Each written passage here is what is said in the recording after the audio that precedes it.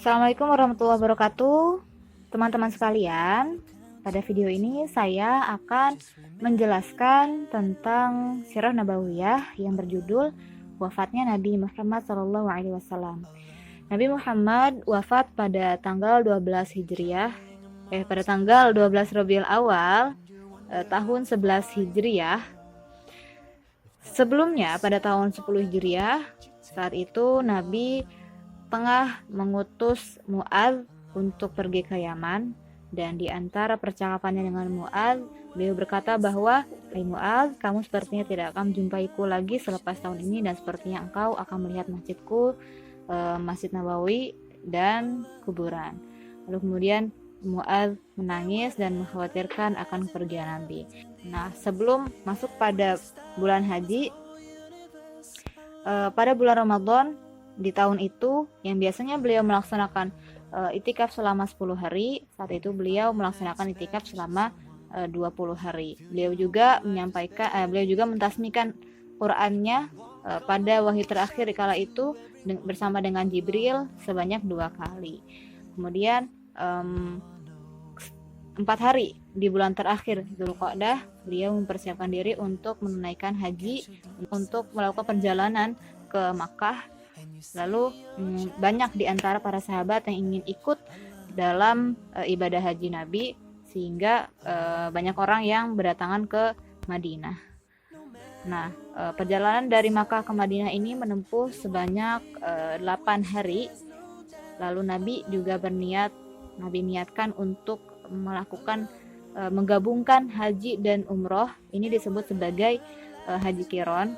Tempat persinggahan Nabi selama perjalanan itu ada dari Dzulhulaifah, di Mikot Abar Ali, kemudian ke Padang Sahara, kemudian sampai dengan daerah dekat Makkah, yaitu Dzultuwa. Ketika sampai di Makkah, beliau memasuki Masjidil Haram dan langsung melaksanakan ibadah haji, melaksanakan tawaf, mengitari Ka'bah, kemudian bersa'i antara Safa dan Marwah, namun tidak melakukan tahallul. Maka beliau memerintahkan para sahabat untuk melakukan tahallul bagi mereka yang tidak membawa hewan kurban. Saat itu beliau memang membawa hewan kurban yang sudah beliau beri tanda. Kemudian para sahabat melakukan tahallul sebagaimana yang diperintahkan oleh Nabi. Pada hari Tarwiyah 8 Dzulhijjah, beliau berangkat ke Mina, salat 5 waktu di sana, dan melanjutkan perjalanan kembali ke Arafah. Kemudian singgah di dataran rendah. Beliau melakukan khutbah di antara 124.000 sampai dengan 144.000 manusia. Di antara khutbah beliau adalah wasiat-wasiat tentang menunaikan sholat, kemudian menunaikan zakat. Dan setelah khutbah beliau tersebut, beliau dapatkan wahyu yang mana itu adalah wahyu terakhir yang disampaikan oleh Allah Subhanahu wa taala perantara Jibril, yakni surah Al-Maidah ayat 3 yang berbunyi, Bismillahirrahmanirrahim, Al-yauma akmaltu lakum dinakum wa atmamtu 'alaikum ni'mati wa raditu lakumul Islam madinah. Itu adalah wahyu terakhir yang disampaikan. Maka pada saat itu Umar pun menangis. Lalu kemudian Nabi melanjutkan wukuf di sana dan melanjutkan perjalanan ke Muzdalifah dan melaksanakan jumroh. Nabi juga menyembelih hewan kurban sebanyak 63 hewan.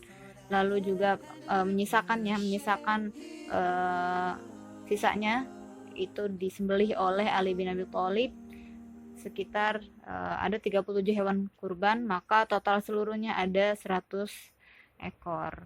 Lalu Nabi kembali ke Baitullah untuk tawaf ifadah dan mendatangi Bani Abdul Muthalib untuk minum air Zam-Zam. Pada hari raya Idul Adhanya, beliau berkhutbah di atas bigol. Bigol adalah peranakan kuda dan keledai berwarna kelabu. Ada Ali di sampingnya sebagai penyambung lidah Nabi. Para jamaah ada yang duduk, ada pula yang berdiri. Kemudian beliau menghabiskan hari tasyrik di Mina. Di antara hari tasyrik tersebut, Abu Daud meriwayatkan bahwa Nabi khutbah di hari-hari tasyrik tersebut. Kemudian pada tanggal 17 13 Zulhijjah beliau meninggalkan Mina dan singgah di kaki gunung perkampungan Bani Kinanah, menginap sehari semalam di sana. Lalu kemudian kembali ke Ka'bah untuk tawaf wada, tawaf risahan ya. Lalu beliau memerintahkan para sahabat untuk melakukan hal yang demikian. Kemudian setelah selesai, beliau kembali ke Madinah, melanjutkan kembali aktivitas sampai dengan ada peristiwa, ada persengketaan antara bangsa Romawi, maka Nabi mengutus Usamah bin Zaid bin Harithah menjadi pemimpin pasukan untuk menjelajah ke perbatasan Balqa dan Darawim. Balqa dan Darawim ini adalah daerah di Palestina. Tujuannya adalah untuk menimbulkan rasa takut pada bangsa Romawi dan mengembalikan kepercayaan diri pada setiap orang muslim yang berada di perbatasan. Karena terdengar sebuah kabar yang mengejutkan dan memilukan pada saat itu, Nabi jatuh sakit, maka pasukan tersebut tidak jadi menjalankan misinya. Maka pada tanggal 28 atau 29 Safar tahun 11 Hijriah, tepat pada hari Senin, Nabi jatuh sakit sepulangnya dari penguburan jenazah seorang sahabat di Baqi. Yang dirasakan oleh Nabi adalah pusing dari kepala hingga sekujur badannya, sampai-sampai panasnya ini ketika dipegang sorbannya juga panas gitu. Nabi bersama dengan para sahabat selalu melaksanakan sholat berjamaah walaupun sedang dalam keadaan sakit. Jumlah sakit Nabi sekitar 13 sampai dengan 14 hari. Kemudian sampai pada hari di mana beliau sudah semakin sakit, beliau mengatakan kepada para istrinya, di mana giliranku besok, maka para istri Nabi memahami kondisi beliau dan memberikan izin untuk beliau berada di tempat Aisyah. Maka ketika sampai di tempat Aisyah, kemudian Aisyah menyebut beliau dan dibacakannya ayat Mu'awwidzat 3 surah tersebut, kemudian ditiupkan dan diusapkan ke seluruh tubuh Nabi. Pada 5 hari sebelum wafat, Nabi meminta untuk dibawakan air dari 7 sumur dan dibawakanlah air tersebut, kemudian disiramlah ke tubuh Nabi, dan saat itu Nabi kondisinya membaik. Lalu kemudian pergi ke masjid dengan dipapah oleh 2 orang. Lalu di sana beliau menyampaikan amanat-amanat atau wasiat. Nabi berkata, laknat Allah atas orang-orang Yahudi dan Nasrani. Mereka menjadikan kuburan nabi-nabi mereka sebagai masjid. Lalu di ujung beliau mengatakan bahwa mengisyaratkan untuk jangan kalian menjadikan kuburanku sebagai masjid. Lalu Nabi menawarkan diri untuk dikisos. Beliau berkata bahwa barang siapa yang pernah aku pukul punggungnya, maka inilah punggungku, pukullah ia. Lalu beliau berkata lagi, barang siapa yang pernah aku hina harga dirinya, maka inilah harga diriku, hinalah ia. Lalu setelah saat zuhur berjamaah, datanglah seorang yang memiliki perkara dan beliau pun mengatakan bahwa engkau memiliki hutang padaku sebanyak 3 dirham. Lalu kemudian beliau membayarkannya. Beliau juga mengatakan pada saat itu, sungguhnya ada seorang hamba yang diminta untuk menulis satu dari 2 hal oleh Allah, antara diberikan kepadanya apa yang ada di sisinya, maka ia memilih apa yang ada di sisinya. Jadi diberikan 2 hal itu adalah antara diberikan kepadanya apa yang ada di sisinya dan diberikan kemewahan dunia gitu. Lalu beliau memilih apa yang ada di sisinya. Nah, di sini Abu Bakar menangis karena Abu Bakar paham bahwa sesungguhnya yang dibicarakan oleh Nabi adalah dirinya sendiri. Lalu kemudian pada 4 hari sebelum wafat, beliau memberikan wasiat kepada sahabat-sahabatnya, di antaranya ada Umar bin Khattab, yaitu wasiatnya adalah sesungguhnya engkau telah memiliki Al-Quran, maka cukuplah Al-Quran bagimu. Kemudian walaupun penyakit yang diderita oleh Nabi sangatlah parah, akan tetapi beliau memang masih sempat untuk pergi sholat berjamaah. Namun pada hari keempat itu Nabi masih bisa mengimami sholat dengan membaca surah wal mursalati urfa. Namun pada waktu Isya beliau menjadi semakin parah sakitnya. Beliau tidak sanggup untuk bangkit, maka beliau mengamanahkan kepada Abu Bakar untuk menjadi imam sholat. Maka Abu Bakarlah yang menggantikan beliau sholat selama menjelang wafatnya Nabi. Lalu kemudian 2 atau sehari sebelum wafat, sakit Nabi berkurang. Lalu kemudian Nabi pergi ke masjid dipapah. Saat itu Abu Bakar melihat kehadiran Nabi dan hendak mundur dari saf imam. Namun Nabi mengisyaratkan untuk tetap di posisinya. Nabi pun mengimami jamaah.